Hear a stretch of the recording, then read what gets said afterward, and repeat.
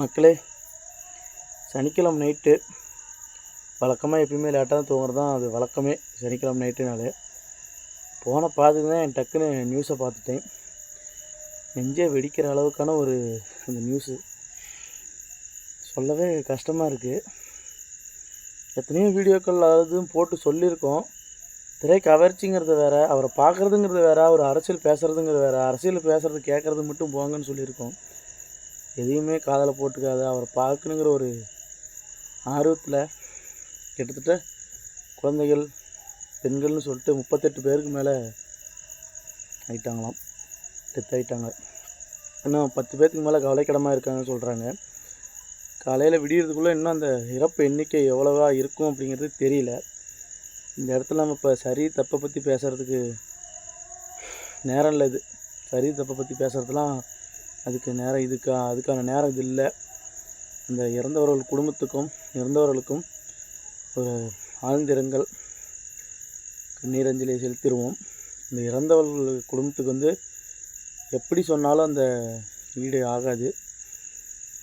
இந்தியாவே அழுகிற அளவிற்கு இந்த நாள் பார்த்திங்கன்னா கரூர் பெருந்துயரம் அப்படின்னு அழைக்கக்கூடிய நாளாக மாறிடுச்சு. இந்த நாள், இந்த சனிக்கிழமை நாள் வருடம் இது நினைவு கூறும் நாளாக மாறிடுமோ இந்த நைட்டு முடியறதுக்குள்ளே அப்படின்னு தோணுது எனக்கு. நியூஸில் பார்க்கும்போது ஒரு தாத்தா சொன்னார், அவரை பார்க்கணுங்கிற ஒரு இதில் காலையில் 11 மணிலேருந்தே இருக்காங்க. அவர் வந்ததும் பார்க்கணுங்கிற முந்தி அடித்து போனதுனால தான் அந்த இழப்பு ஏற்பட்டிருக்கு. நாங்கள் இவ்வளோ பெரிய இழப்பு ஏற்பட்டுருக்கோம். அந்த லோக்கலில் போல இருக்க அந்த தாத்தா இந்த வீடியோ கூட போடுறோம் பாருங்கள். இவ்வளோ பெரிய இழப்பு ஏற்பட்டு நினைக்கிறேன். ஏதோ மயக்கம்னு நினச்சோம், ஆம்புலன்ஸ் வந்துட்டு போயிட்டுருக்குன்னு நினச்சோம். நியூஸில் பார்த்துக்க அப்புறம் தான் அப்படி சம்பவமே இங்கே பார்க்கும்போது தான் தெரியும். அவர் போகும்போது தான் போனவங்க பிற்பாடு தான் எல்லாம் ஒவ்வொரு வண்டி ஆம்புலன்ஸ் போனவங்க பிற்பாடு தான் சரி ஏதோ மயக்கத்தில் இருப்பாங்க, இவ்வளவு இதாக போகும்னு யாருமே நினைக்கல. நாங்கள் அந்த மூலம் அங்கே நின்றுக்கிட்டோம். அப்புறம் அந்த ஆம்புலன்ஸ் போனவங்க இப்போ செய்தி கேட்டவங்க பிற்பாடு தான் எங்களுக்கு இவ்வளோ பேர் இழக்கிற அளவுக்கு இப்படி சம்பவமானு சொல்லி தெரியும். டிவி பார்த்து எங்களுக்கு தெரியும். இங்கேயே தான் நின்றுட்டு இருந்தோம். மணி 11 மணிலேருந்து கூட்டம் இருக்குது.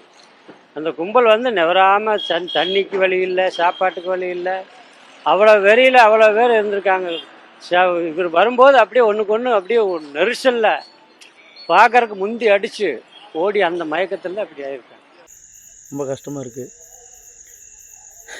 முதல்ல குழந்தைகள் வரக்கூடாது, ஸ்கூல் படிக்கிற பசங்க வரக்கூடாதுன்னு சொல்லிட்டு ஒரு அறிக்கை விட்டுருக்கணும். இப்போ உயிர்கள் போயிடுச்சு.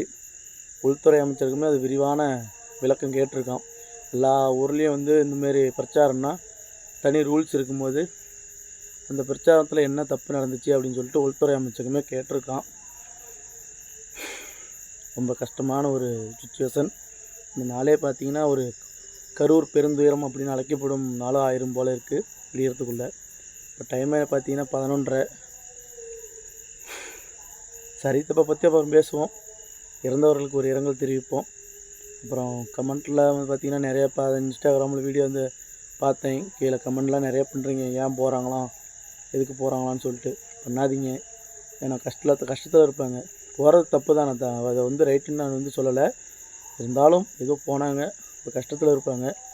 மேலும் கஷ்டப்படுத்துகிற மாரி எதுவும் பண்ணாதீங்க. அந்த இரங்கலில் பங்கெடுத்துக்கலனாலும் அந்த துக்கத்தில் பங்கெடுத்துக்கலனாலும் மேலும் துக்கப்படுத்தாது இருங்கன்னு சொல்லிக்கிறேன். நாளைக்கு பார்ப்போம்.